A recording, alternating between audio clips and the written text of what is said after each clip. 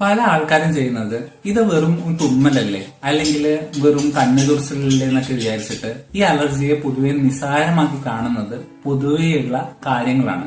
ഇങ്ങനെ നമ്മൾ ഇത്തരം ലക്ഷണങ്ങളെ നിസ്സാരമാക്കി കാണുമ്പോൾ എന്താ പ്രശ്നം എന്ന് വെച്ചാല് ഇത് സാധാരണ ഒരു ജലദോഷത്തിലും ചുമയിലായിരിക്കും തുടങ്ങുന്നുണ്ടാവും. ഇത് നമ്മൾ സിമ്പിളായി കാണുമ്പോൾ സൈറ്റിസ് അല്ലെങ്കിൽ മൂക്കിലെ ദശ പോലുള്ള പ്രശ്നങ്ങളിൽ നിന്നും തുടങ്ങി ഇത് തീരെ നമ്മൾ മാനിക്കാതിരിക്കുമ്പോൾ ഇത് പിന്നീട് ആസ്മ അഥവാ ശ്വാസമുട്ടൽ പോലുള്ള സിവിയർ കണ്ടീഷനിലേക്ക് പോകാനുള്ള ചാൻസ് ഉണ്ട്. അഥവാ ഭക്ഷണം കഴിക്കുമ്പോഴുണ്ടാകുന്ന ചൊറിച്ചിലും കാര്യങ്ങളും നമ്മളെ സില്ലിയായിട്ട് എടുക്കുകയാണെങ്കിൽ ഇത് സ്ഥിരമായിട്ടുള്ള പാടുകളും സ്കിന്നിൽ ഇൻഫെക്ഷൻ ഒക്കെ വരാനുള്ള ചാൻസും വളരെ കൂടുതലാണ്.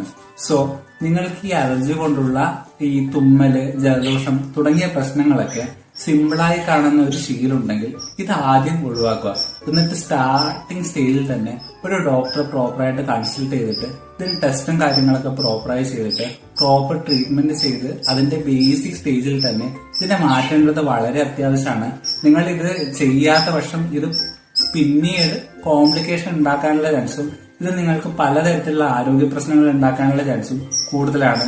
ഇത് കൂടാതെ ഈ രാത്രി ഇത്തരം പ്രശ്നങ്ങൾ കൂടുമ്പോൾ രാവിലെ ഒരു ഉന്മേഷക്കുറവ്, നമ്മുടെ ജോലി അല്ലെങ്കിൽ പഠിത്തത്തിലൊക്കെ കോൺസെൻട്രേഷൻ ഇല്ലാത്ത അവസ്ഥ പോലും ഇത് ഉണ്ടാക്കാനുള്ള ചാൻസും വളരെ കൂടുതലാണ്. സോ നിങ്ങൾ ചിന്തിച്ച കാര്യങ്ങൾ ചെയ്യാൻ വേണ്ടി ശ്രമിക്കുക.